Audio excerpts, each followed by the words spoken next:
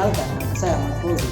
Pada video kali ini, saya akan menjelaskan tentang rangkaian seri. Nah, yang pertama adalah pengertian rangkaian seri.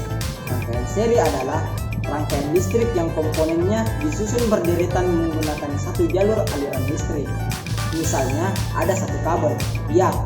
Kabel ini tidak memiliki cabang, dibuat bersusun antar komponen satu dengan komponen lainnya tanpa ada cabang. Karena disusun dengan berurutan, maka tiap bagian dari komponen pun dialiri oleh arus listrik yang sama.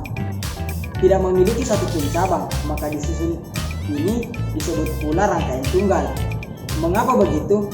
Listrik dibiarkan keluar mengalir dari sumber tegangan, kemudian aliran itu akan melalui tiap komponen dan seketika akan kembali ke sumber tegangan. Tidak ada belokan sama sekali.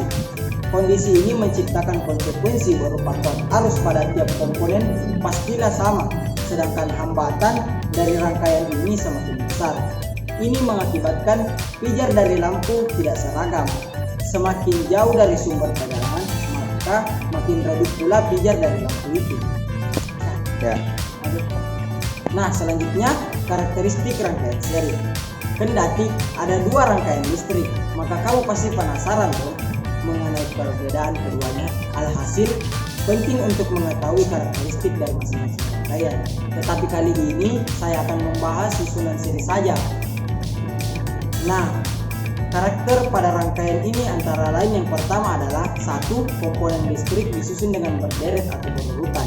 Sekali lagi, tidak ada cabang dari rangkaian ini. Bila kamu mendapati gambar rangkaian listrik dengan ada cabang, maka dipastikan itu adalah rangkaian paralel.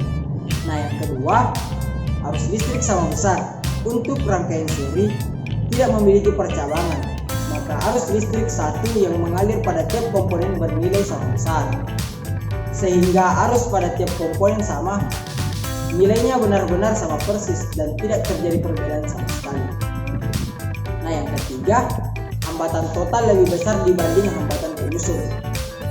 Hambatan total dari beberapa komponen bila dijumlah nilainya akan lebih besar dibanding hambatan pada tiap komponen itu sendiri. Nah, hambatan total itu disebut pula hambatan pengganti.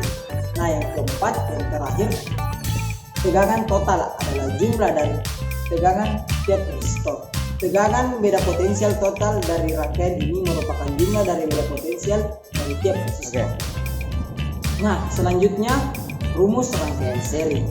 Nah, beberapa pernyataan dari karakteristik tidak bisa dirumuskan dengan rumus seperti ini.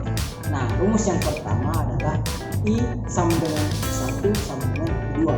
Artinya, kuat arus setiap resistor besarnya sama, sehingga diberi tanda sama dengan, berarti sama, tidak ada perbedaan sama sekali.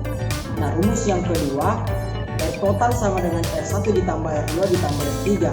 Hambatan total adalah jumlah dari hambatan dari tiap komponen, dan nilai hambatan total lebih besar dibanding nilai hambatan dari tiap resistor. Nah, rumus yang ketiga itu V total sama dengan V1 ditambah V2 ditambah V3 sama dengan IR1 ditambah IR2 ditambah IR3.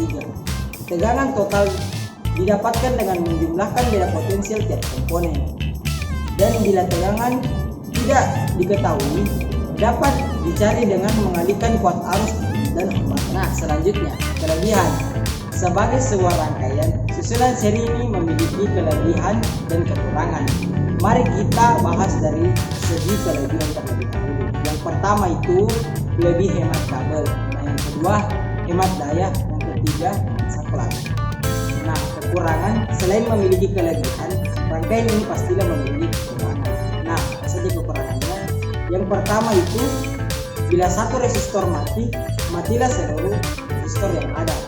Yang kedua, terang dari pijar lampu tidak sama. Yang ketiga, kurang cocok untuk penggunaan skala besar. Skala besar. Ya. Nah, itu tadi penjelasan dari saya tentang rangkaian seri. Oke, see you next video.